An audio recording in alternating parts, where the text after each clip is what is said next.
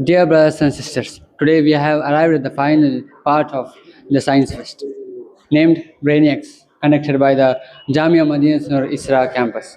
So today we are reached here in the historic part of the Science Festival, named Verdus, the second edition, with the theme of the Qibla. So let's move on to that.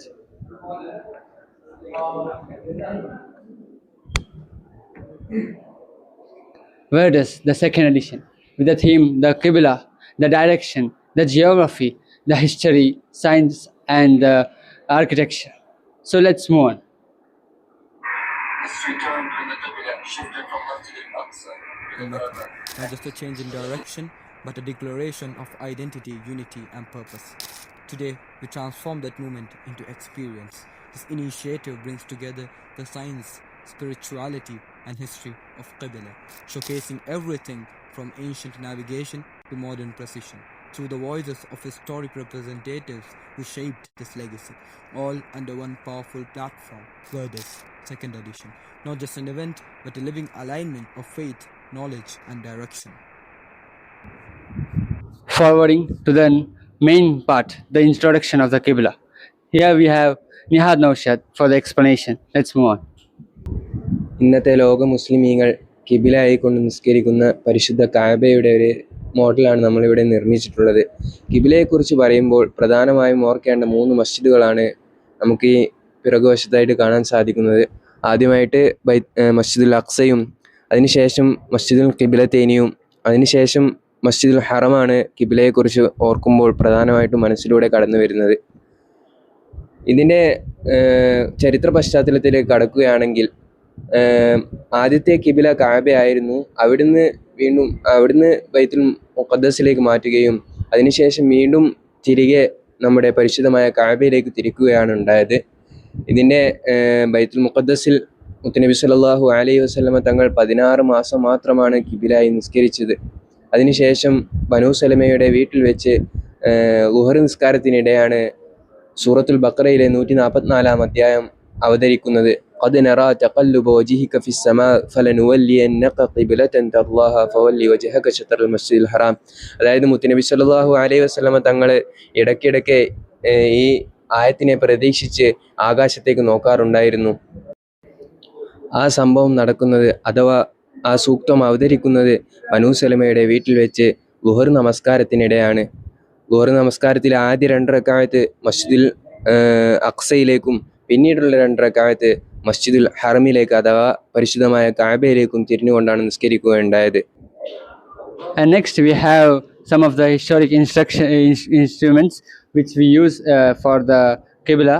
Let's move on. We have Muhammad Shafiq to explain it. What do you say about that? ഇത് റുബുഉൽ മുജയ്യബ് ആണ്. ഇസ്ലാമിക ശാസ്ത്രത്തിൻ്റെ പുരോഗതിയുടെ ഏറ്റവും വലിയൊരു ഉദാഹരണമാണിത്. ഇത് പ്രധാനമായും ഉപയോഗിക്കുന്നത് നിസ്കാരത്തിൻ്റെ സമയം കണ്ടെത്താനും അതുപോലെ കിബിലയുടെ ദിശ അറിയാനും വേണ്ടിയാണ് ഉപയോഗിക്കാറുള്ളത്. ഒരാൾ മാത്രമായി കണ്ടുപിടിച്ച ഒരു ഉപകരണമല്ല ഇത്, മറിച്ച് 8-ാം നൂറ്റാണ്ട് മുതൽ 12-ാം നൂറ്റാണ്ട് വരെയുള്ള ഇസ്ലാമിക ശാസ്ത്രത്തിലെ വലിയ വലിയ ശാസ്ത്രജ്ഞന്മാർ, അൽ ബുറൂനിയെ പോലെയുള്ള, അൽ ബത്താനിയെ പോലെയുള്ള, അതേപോലെ അൽ ഖവാരിസ്മിയെ പോലെയുള്ള ആസ്ട്രോണമിയിലും മാത്തമാറ്റിക്സിലൊക്കെ ജിയോഗ്രഫിയിലും വലിയ കഴിവുള്ള വലിയ വലിയ പണ്ഡിതന്മാരാണ് ഇത് കണ്ടുപിടിച്ചിട്ടുള്ളത്. ഇപ്പോൾ പറഞ്ഞതുപോലെ തന്നെ കിബില അറിയാൻ വേണ്ടിയും സൂര്യൻ്റെ ഇർത്തിഫാ അറിയാൻ വേണ്ടിയും അതിനൊക്കെ ഉപയോഗിക്കാറുണ്ട്. അപ്പോൾ നമുക്കിപ്പോൾ കിബില എങ്ങനെയാണ് കണ്ടുപിടിക്കുക എന്ന് നമുക്ക് നോക്കാം.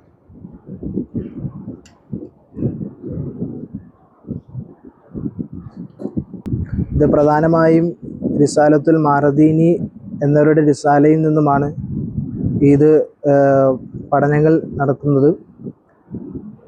മഹാനായ ചാലിയകത്ത് മഹാനവറുകൾ അതിരാപട്ടണത്ത് പോയി പഠനം നടത്തിയതിന് ശേഷമാണ് കേരളത്തിൽ പല പള്ളികളും കിബില റെഡിയല്ല എന്ന വാദം വരികയും പിന്നീട് കേരളത്തിന് തന്നെ വലിയൊരു വിപ്ലവം സൃഷ്ടിച്ച കിബില സംവാദമൊക്കെ നടക്കുന്നത് മഹാനവറുകൾ അതിരാപട്ടണത്ത് പോയി ഈ റിസാലത്തുൽ മാറദീനി എന്ന ഈ കിതാബ്, അതിൻ്റെ ചെറിയൊരു കോപ്പിയാണ് ഇവിടെ ഉള്ളത്. അത് പഠനം നടത്തിയതിന് ശേഷമാണ് കേരളത്തിലെ കിബിലകൾ തെറ്റാണെന്നുള്ള വലിയ വിവാദങ്ങളൊക്കെ ഉണ്ടാകുന്നത്. ഇപ്പോൾ നമ്മൾ തൃശ്ശൂർ ജില്ലയിൽ പടിഞ്ഞാറ് നിന്ന് ഏകദേശം 24 ഡിഗ്രി മാറിയിട്ടാണ് കിബില ഉണ്ടാവുക. അപ്പോൾ നമ്മൾ മൊബൈലിലൊക്കെ നോക്കുമ്പോൾ 294 എന്ന കണക്കായിരിക്കും ഉണ്ടാവുക. അതായത് ഇത് എന്ന് പറയുന്നത് ഒരു സർക്കിളിൻ്റെ ഒരു ഭാഗം മാത്രമാണ്, ഒരു ക്വാർട്ടറാണ്. അപ്പം 90 ഡിഗ്രിയാണ് ഇതുള്ളത്. അപ്പം ഇതിൻ്റെ ബാക്കിയുള്ള ഭാഗം 270 + 24 അങ്ങനെയാണ് കൂട്ടുക. അങ്ങനെയാണ് 294 എന്നൊക്കെ നമുക്ക് മൊബൈലിലൊക്കെ നോക്കുമ്പോൾ കാണാൻ സാധിക്കും. അതുപോലെ തന്നെ സൂര്യൻ്റെ ഇർത്തിഫാ അറിയാൻ വേണ്ടിയൊക്കെ ഇത് ഉപയോഗിക്കാറുണ്ട്. ഇത് ഉപയോഗിച്ചിട്ടാണ് ഇവിടെ സൂര്യൻ്റെ പ്രകാശം അടിക്കുന്ന അനുസരിച്ചുള്ള അളവനുസരിച്ചിട്ടാണ് സൂര്യൻ്റെ ഇർത്തിഫാ ഒക്കെ നമുക്ക് അറിയാൻ സാധിക്കുക. ഇതുകൊണ്ട് ഒരുപാട് ഉപയോഗങ്ങൾ ഈ സൈനും കോസൊക്കെ ഉപയോഗിച്ചുകൊണ്ടുള്ള ആധുനികമായ മാത്തമാറ്റിക്സ് ഉപയോഗിച്ചുകൊണ്ടാണ് ഇത് നിർമ്മിച്ചിട്ടുള്ളത്. വലിയ വലിയ ഗവേഷകരൊക്കെ വലിയ രീതിയിൽ പഠനം നടത്തിയ ഒരു ഉപകരണവുമാണ്. ഇസ്ലാമിക ശാസ്ത്രത്തിൻ്റെ ഒരു വലിയൊരു പുരോഗതിയുടെ ഏറ്റവും വലിയൊരു ഉദാഹരണം കൂടിയാണ് ഈ റുബുഉൽ മുജയ്യബ് എന്ന് പറയുന്നത്. റുബു എന്ന് തന്നെ പറഞ്ഞാൽ തന്നെ 4/1 അപ്പം ഈ സർക്കിളിൻ്റെ 4 ഭാഗമാണ് ഇത്. മുജയ്യബ് എന്ന് പറഞ്ഞാൽ സൈന് വാല്യൂകളെ കണക്കാക്കിയിട്ടുള്ള ഇതാണ്. അതാണ് റുബുഉൽ മുജയ്യബ് എന്നറിയപ്പെടുന്നത്. Incredible. Today we are getting many insights from this historical event.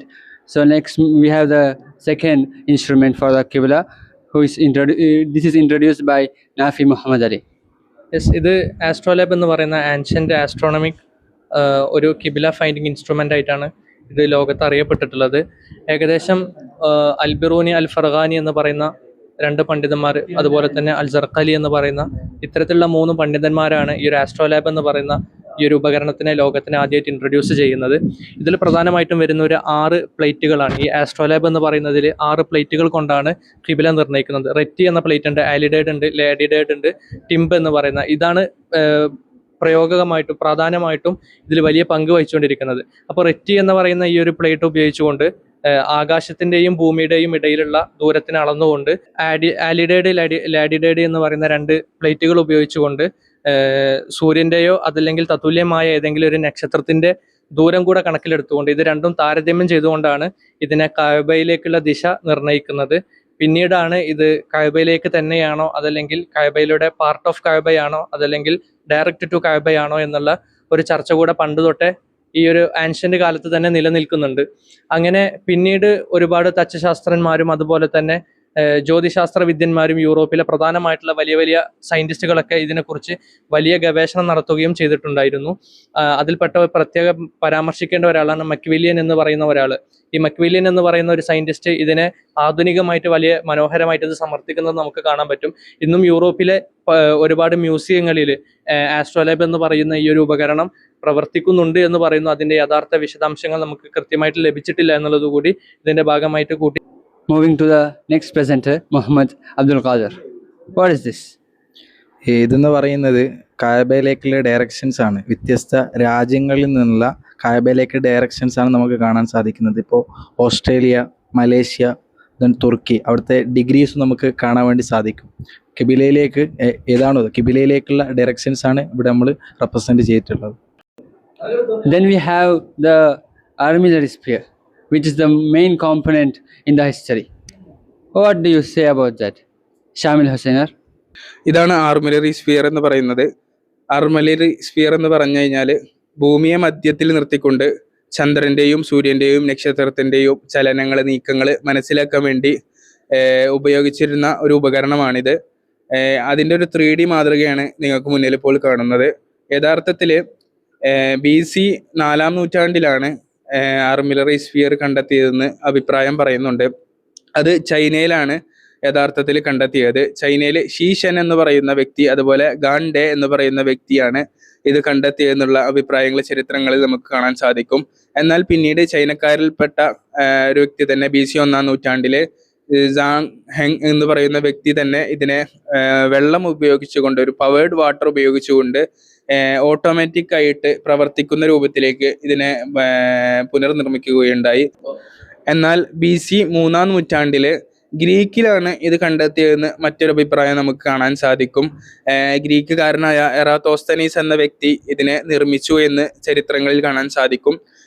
അതിനുശേഷം ടോളമി ഇതിനെ ക്രിയാത്മകമായ രൂപത്തിലേക്ക് കൊണ്ടുവരികയും അതിനെ ഒരു പ്രവർത്തന രൂപം കൃത്യതയുള്ള ഒന്നാക്കി മാറ്റുകയും ചെയ്തു എന്ന് നമുക്ക് ചരിത്രത്തിൽ കാണാൻ സാധിക്കും. ഇതിനെല്ലാം ശേഷം ഇസ്ലാമിൻ്റെ സുവർണകാലം, അതായത് ഗോൾഡൻ ഏജ് ഓഫ് ഇസ്ലാമിലാണ് ഇതിനെ ഒന്നുകൂടി ഇസ്ലാമിലേക്ക് കൊണ്ടുവന്ന് ഒരു പരിഷ്കരിച്ച രൂപം കൂടുതൽ ഉപയോഗപ്രദമാകുന്ന രൂപത്തിലേക്ക് കൊണ്ടുവരുന്നത് ഇസ്ലാമിൻ്റെ സുവർണ കാലഘട്ടത്തിലായിരുന്നു. അൽ ഫസാരി എന്ന് പറയുന്ന പണ്ഡിതൻ ഇതിനെ പരിഷ്കരിച്ച് പുതിയൊരു രൂപത്തിലേക്ക് പ്രവർത്തിപ്പിക്കുകയുണ്ടായി. ശേഷം അൽ ബിറോനി പോലെയുള്ള പണ്ഡിതന്മാർ ഇതിനെ ഉപയോഗിച്ചുകൊണ്ട് കിബില, അതുപോലെ തന്നെ കടൽ സഞ്ചാര മാർഗങ്ങള്, അതുപോലെ തന്നെ നിസ്കാര സമയങ്ങൾ കണ്ടെത്തുന്നതിന് വേണ്ടി ഉപയോഗപ്പെടുത്തിയിരുന്നു എന്ന് ചരിത്രങ്ങളിൽ നമുക്ക് കാണാൻ സാധിക്കും. നമ്മൾ ചുരുക്കത്തിൽ പറയുകയാണെങ്കിൽ ഇന്നത്തെ കാലത്തെ ഒരു GPS-ന്റെ ഒരു പഴയ രൂപമായിട്ട് നമുക്ക് ആർമിലറി സ്ഫിയറിനെ വിശേഷിപ്പിക്കാൻ സാധിക്കും. So next we have something similar to a compass like instrument. So we have Khalid Pir Muhammad to explain it. What is this, Khalid? ഇതിൻ്റെ പേരെന്ന് പറഞ്ഞാൽ സൺഡയലാണ്. ഇതൊരു ഓൾഡസ്റ്റ് ഡിവൈസാണ്. ഇതിന് ഒരുപാട് പാർട്ടുകളുണ്ട്. ഇത് ഡയൽ പ്ലേറ്റ് എന്ന് പറയും. ഇത് നെമോൺ, ഇതിൽ കാണുന്ന ഷാഡോ നെമോൺ ഷാഡോ എന്ന് പറയും. ഇത് പൂർണ്ണമായും പ്രവർത്തിക്കുന്നത് സൂര്യപ്രകാശം അടിച്ചുകൊണ്ടാണ്. സൂര്യപ്രകാശം ഈ നെമോണിൻ്റെ മേൽ അടിക്കുകയും ഇതിലുണ്ടാകുന്ന ഷാഡോ ഏത് അക്കത്തിൻ്റെ മേലാണ് വരുന്നത് ആ അക്കം ഉപയോഗിച്ചാണ് സമയം കണ്ടെത്തിയിരുന്നത്. ഇത് സൂര്യപ്രകാശമാണെങ്കിൽ ഈ നെമോണിൻ്റെ മേലടിക്കുന്ന പ്രകാശം ഈ പ്ലേറ്റിൽ ഏത് ദിശയിലാണോ കാണിക്കുന്നത്, ഏത് അക്കത്തിൻ്റെ മേലാണ് വരുന്നത്, അതുപയോഗിച്ചാണ് മണിക്കൂറുകൾ സമയം കണ്ടെത്തിയിരുന്നത് പണ്ട് കാലങ്ങളിൽ. ഇതിൻ്റെ ചരിത്രമെന്ന് പറഞ്ഞാൽ BC 1500 മുമ്പ് ഈജിപ്ഷ്യൻ സിവിലൈസേഷനുകൾ അവർ ഒരു സ്റ്റിക്ക് നാട്ടി വെച്ചുകൊണ്ട് ഏത് ദിശയിലാണോ നിഴൽ വന്നിരുന്നത് ആ നിഴലിനനുസരിച്ചായിരുന്നു അവർ സമയം കണ്ടെത്തിയിരുന്നത്. പിന്നീട് അതിനുശേഷം വന്ന ബാബിലോണിയക്കാരും ഗ്രീക്കുകാരും ഇതിനെ വികസിപ്പിച്ച് ഈ കാണുന്ന സൺഡയൽ എന്ന ഈ മാതൃകയിലാക്കിയെടുത്തു. പിന്നീട് വന്ന മുസ്ലിം സയൻറ്റിസ്റ്റുകൾ ഇതുപയോഗിച്ച് നമസ്കാരത്തിൻ്റെ സമയം കണ്ടെത്താനും കിബിലയുടെ ദിശ കണ്ടെത്താനും ഇത് ഉപയോഗിച്ചിരുന്നു. എങ്ങനെയെന്നാൽ ഇതിലെ ഓരോ ഭാഗത്തും ഓരോ രാജ്യങ്ങൾ രേഖപ്പെടുത്തി, ഒരു ഭാഗത്ത് കഅബയും രേഖപ്പെടുത്തി, ആ ഭാഗത്താണ് നിഴലെങ്കിൽ അതാണ് നമ്മുടെ കിബില എന്ന രീതിയിൽ. ചില ഇസ്ലാമിക് സയൻറ്റിസ്റ്റുകൾ കഅബയുടെ മേലടിക്കുന്ന സൂര്യപ്രകാശം അത് മെയ് 28-നും ജൂലൈ 16-നും ആ ദിവസങ്ങളിൽ കഅബയുടെ മേൽ പ്രകാശം അടിക്കുകയും ആ പ്രകാശം കഅബയുടെ നിഴൽ കാണാതിരിക്കുകയും ചെയ്യും. ആ സമയത്ത് ലോകത്ത് എവിടെ നിന്ന് നമ്മളൊരു സ്റ്റിക്ക് നാട്ടി വെച്ചാലും അതിൻ്റെ മേൽ അടിക്കുന്ന നിഴലിന് നേരെ ഓപ്പോസിറ്റ് ആയിരിക്കും കിബില എന്ന രീതിയിൽ കണ്ടെത്തിയിട്ടുമുണ്ട്. അത് ഇതിൻ്റെ മേൽ അടിക്കുകയാണെങ്കിൽ ഇതിന് നേരെ ഓപ്പോസിറ്റ് ആയിരിക്കും കിബില എന്നും കണ്ടെത്തിയിട്ടുണ്ട്. Next we have something related to geography. So here we have Bishir Abdurrahman to explain it. What is this really? ഇത് എന്ന് പറയുന്നത് പ്രാചീന കാലത്ത് കോമ്പസും ഗൂഗിൾ മാപ്പും GPS ഒന്നും ഇല്ലാത്ത കാലത്ത് പ്രാചീന മനുഷ്യർ ഉപയോഗിച്ചിരുന്ന, അതായത് കിബില നോക്കാനും ദിശ നോക്കാനും ഉപയോഗിച്ചിരുന്ന മറ്റൊരു പ്രധാനപ്പെട്ട ഒരു മെത്തേഡാണ് റാസദുൽ കിബില എന്ന് പറയുന്നത്. വർഷത്തിലെ 2 പ്രാവശ്യം സൂര്യൻ കറക്റ്റ് ഭൂമിയുടെ മധ്യത്തിൽ വരികയും ആ സമയത്ത് സൂര്യൻ കഅബയുടെ നേരെ മുകളിലായിരിക്കും. അപ്പോൾ അവിടെ കഅബയുടെ ഒരു ഇഞ്ച് നിഴലും കാണാൻ സാധിക്കുകയില്ല. ഇതിന് സീറോ ഷാഡോ ഡേ എന്ന് പറയും. ഇത് എന്ത് കാരണത്താലാണ് സംഭവിക്കുന്നത് എന്ന് നോക്കുകയാണെങ്കിൽ നമ്മുടെ ഭൂമി അച്ചുതണ്ടിൽ 23.5 ഡിഗ്രി ചെരിഞ്ഞാണ് കറങ്ങുന്നത്. അതായത് ഈ ലൈൻ ഈ ട്രോപ്പിക് ഓഫ് ക്യാൻസറിൻ്റെയും ട്രോപ്പിക് ഓഫ് കാപ്രിക്കോണിൻ്റെയും ഇടയിൽ സൂര്യൻ ഇങ്ങനെ സഞ്ചരിക്കുകയാണ്. അപ്പോൾ ഈ ഒരു പാതയുടെ ഇടയിലാണ് നമ്മുടെ കഅബ സ്ഥിതി ചെയ്യുന്നത്. അപ്പോൾ ഇതിനാണ് സീറോ ഷാഡോ ഡേ എന്ന് വിളിക്കപ്പെടുന്നത്. അപ്പോൾ കഅബയുടെ ചുറ്റുമുള്ള ഏത് രാജ്യത്തിൽ നിന്നും ഒരു കോല് വെച്ചാൽ അതിൻ്റെ നിഴല് ഒരു സൈഡിലായിരിക്കും. ഇത് ഫ്ലാഷ് ആയതുകൊണ്ടാണ് ഈ നിഴല് കാണുന്നത്. സൂര്യനാണെങ്കിൽ ഇവിടെ ഒരു ഇഞ്ച് പോലും നിഴല് കാണാൻ സാധിക്കില്ല. അപ്പോൾ നമ്മൾ കഅബയുടെ ചുറ്റുമുള്ള ഏത് രാജ്യത്തിൽ നിന്നും ഒരു കോല് വെക്കുകയാണെങ്കിൽ അതിൻ്റെ നിഴല് ഏത് ഡയറക്ഷനിലോട്ടാണോ അതിൻ്റെ എതിർ ദിശയിലായിരിക്കും കിബിലയുടെ ഡയറക്ഷൻ കാണാൻ സാധിക്കുക. അതുപോലെ തന്നെ ഈ വേറൊരു സൈഡിൽ നിന്ന് വെച്ചാലും ഇതിൻ്റെ നിഴല് ഇങ്ങോട്ടാണ്. അപ്പോൾ ഇതിൻ്റെ എതിർദിശയായ ഇങ്ങോട്ടാണ് കിബിലയുടെ direction. Till now, we were moving in the historical age. Now, let's move to the modern era.